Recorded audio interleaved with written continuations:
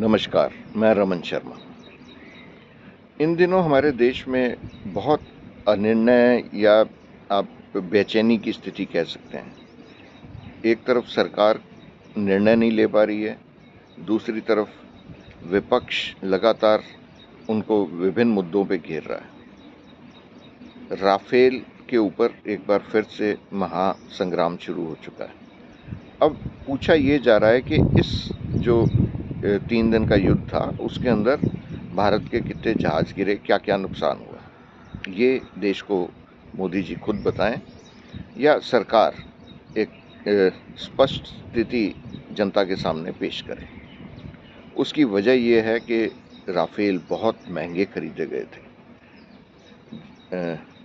जिनमें करीब 100 के करीब राफेल जहाज कांग्रेस खरीद रही थी।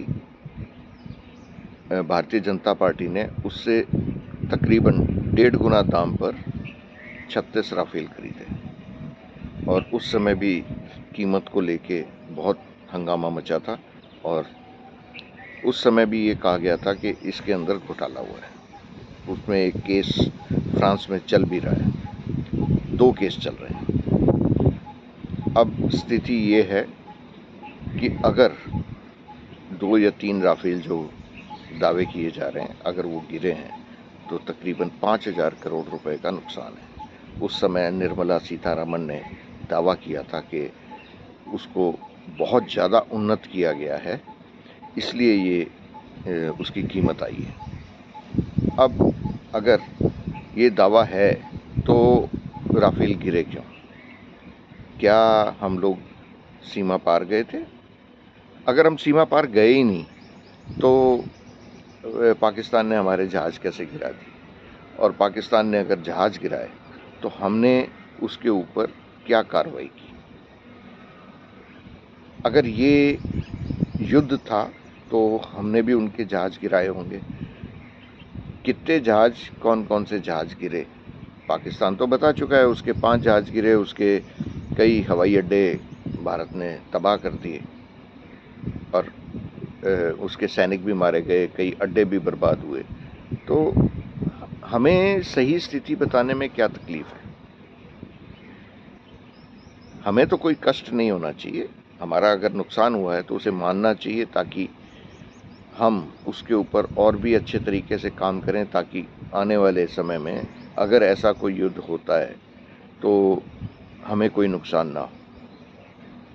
अगर हम तैयारी नहीं करेंगे तो आगे और भी बड़ा नुकसान हो सकता है जिससे बचा जा सकता है अगर हम तैयारी करें। फिर एक प्रतिनिधि मंडल जो विदेशों में भेजा जा रहा है, तकरीबन 30-35 देश कहे जा रहे हैं कि जहाँ पे प्रतिनिधि मंडल जाएगा उसमें हर पार्टी के लोग हैं।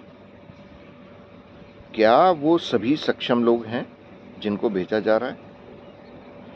क्या हमने सलमान खुर्शीद जैसे अनुभवी नेता को छोड़ तो नहीं दिया?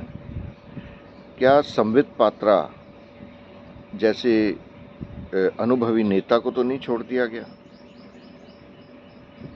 क्योंकि भारतीय जनता पार्टी में अमित शाह जैसे अनुभवी नेता भी हैं जिनको जाना चाहिए विदेशों में बताने के लिए, और मोदी जी अपना एक भाषण जो है रिकॉर्ड करके उनको दें और वो विदेशों में सबको सुनाएं तो वो बहुत प्रभावशाली होगा, क्योंकि मोदी जी के नाम पे तो यहाँ पे भारत में तो बहुत वोट मिलते हैं। तो हम ऐसे नेताओं को क्यों छोड़ रहे हैं? भारतीय जनता पार्टी के अंदर मनोहर लाल खट्टर जैसे नेता हैं, उनको भी भुला दिया गया है इस समय पे। भारतीय जनता पार्टी को और मोदी जी को पुनर्विचार करके इसके ऊपर कोई निर्णय लेना चाहिए। नमस्कार, धन्यवाद।